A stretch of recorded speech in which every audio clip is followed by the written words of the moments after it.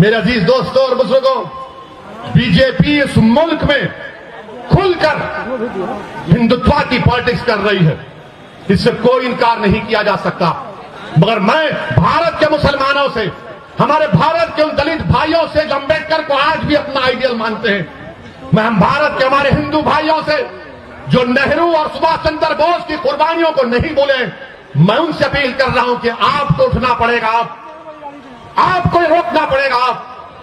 अगर आप समझते हैं कि आपको मदद की जरूरत है तो असदुद्दीन ओवैसी आपके साथ कंधे से कंधा मिलाकर खड़े रहने को तैयार है। मुल्क को बचाना है और हम पर इल्जाम लगाते हैं, डरो अल्लाह से।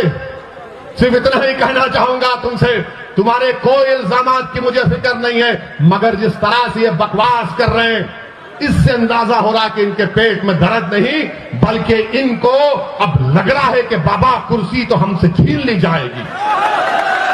इनको डर लग रहा है कि अब बहुत दूर इनको गुमनामी के वादियों में इंशाअल्लाह ये चले जाएंगे।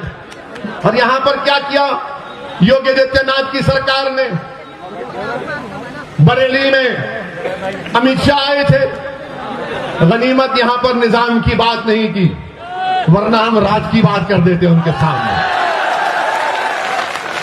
क्या यहां पर आप लोगों का ये मुतालबा नहीं है कि एक बरेली का जो डिग्री कॉलेज है, पूरी बरेली की जनता इस बात का डिमांड और मुतालबा कर रही है कि यहां पर सुभाषगंज में एक बच्चियों के लिए अलग डिग्री कॉलेज बनाया जाए?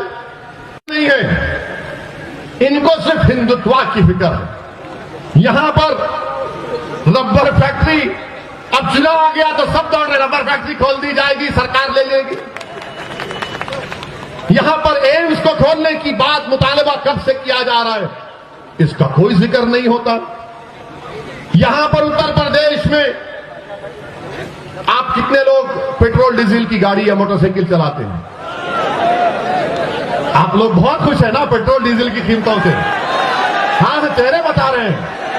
मीडिया वाले तो नहीं बोलेंगे, बेचारों की नौकरी है। पहले इनके पास एक कैमरामैन होता था तो इनके मालिकों ने कहा कि मोदी जी ने कैमरा की कीमत बढ़ा दी, महंगाई बहुत बढ़ गई, अब तुम रिपोर्टर भी और कैमरामैन भी दोनों 2 in 1 करो। देखिए मुस्कुरा रहे हमारी बात पर। मुस्कुराना तुम्हारा इकरार है, हम जानते हैं। पेट्रोल डीजल आसमानों को छू रहा है, सरसों के तेल की कीमत आसमानों को छू रही है। बाबा और मोदी की सरकार ने साबुन से लेकर बनियान तक सब कीमतें बढ़ा दी हैं और उत्तर प्रदेश की जनता से कह रहे विकास के नाम पे वोट दो। काशी को हमने डेवलप कर दिया, उसके नाम पर वोट दो। आज उत्तर प्रदेश में मैं बीजेपी से पूछना चाह रहा हूं, योगी आदित्यनाथ, आप झूठ बोलते हैं, आप झूठ बोलते हैं, मोदी झूठ बोलते हैं, अमित शाह झूठ बोलते हैं और ऐसी सफाई से झूठ बोलते हैं कि सामने वाला झूठ की तहकीक करेगा, सच की तहकीक करेगा और झूठ को सच मान लेगा। क्या 5 साल पहले योगी और मोदी ने नहीं कहा था कि उत्तर प्रदेश में 70 लाख नौकरियां दी जाएंगी? कहा था ना? अच्छा, आपके यहां नौजवान बहुत है माशाल्लाह से, कितनों को नौकरी की जरूरत है? मीडिया वालों की नौकरी अभी है, कितनों को नौकरी चाहिए? अब आप बताओ, सच ये कहते हैं कि हमने 6 लाख को दिया। अरे कितना फेंकते हो यार।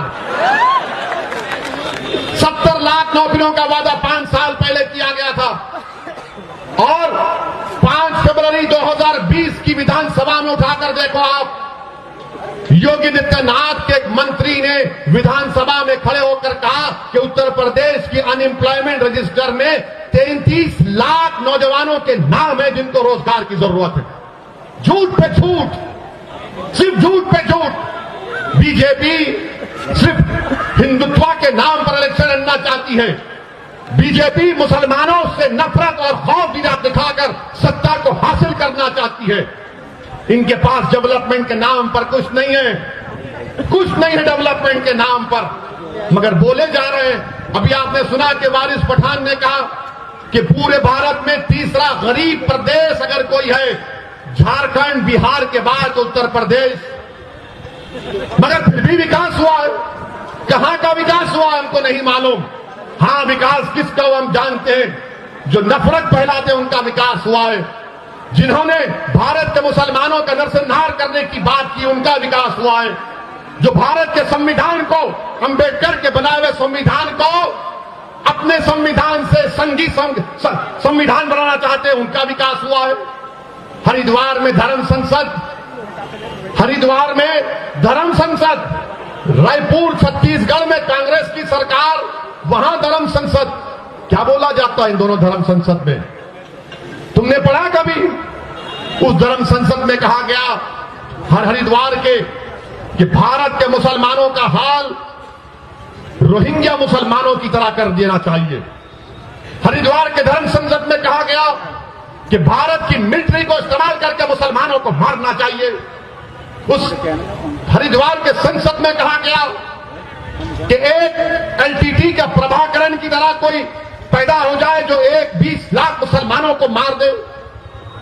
रायपुर में कहा गया छत्तीसगढ़ में कि इंसानियत को बचाना है तो मुसलमानों को खत्म कर दो भारत से। कोई गिरफ्तारी हुई अभी तक? हरिद्वार में गिरफ्तारी हुई, रायपुर में हुई एक की, मगर किस अनुमान पे गिरफ्तारी हुई रायपुर में? कि उन्होंने गांधी को नाम शनाब कहा। अरे तुमको अगर गांधी से मोहब्बत है तो सुनो जालिमों, जो धर्म संसद के नाम पर भारत में नफरत फैला रहे हो। गांधी को क्यों मारा गया था? गोडसे ने गांधी को क्यों मारा? इसलिए मारा कि उसने कहा कि गांधी मुसलमानों की ताईद की बात करता है, इसीलिए गोडसे ने एक ज़ईफ आदमी के सीने में गोलियां मार दी। अगर गांधी से मोहब्बत है तो गिरफ्तार करो पूरों को। ये कांग्रेस जो आज ये ड्रामा करती है रनिंग कंपटीशन का, तुम्हारी रियासत में जहां पर तुम्हारी सरकार है, तुम्हारी हुकूमत ने सरकारी फंक्शन में तुम्हारी हुकूमत पैसे देती है, उसमें कहा जाता है कि इंसानियत को बचाना है तो मुसलमानों को मार दो। शर्म आनी चाहिए इन लोगों को, शर्म आनी चाहिए। याद रखो, अगर मुसलमानों को कोई मारेगा तो मुसलमान को नहीं, तुम भारत के दुश्मन हो। मुसलमानों को सफेदस्ती से मिटाने की बात अगर कोई भारत में करेगा तो भारत के संविधान का दुश्मन है। अगर कोई मुसलमानों को रोहिंग्या मुसलमानों की तरह उनका हाल करने की बात करेगा तो तुम दुश्मन हो अल्लामा फजल खैराबादी के, तुम दुश्मन हो मुजाहिदीन आजादी के, जिन्होंने इस मुल्क को आजाद कराने के लिए अपनी जानों को कुर्बान किया। तुम दुश्मन हो, तुम नफरत करते हो उन मुस्लिम उलमाओं से जिन्होंने अंग्रेजों की इस गुलामी के खिलाफ जिहाद का फतवा दिया। मगर हमको मिटाने की बात हो रही है।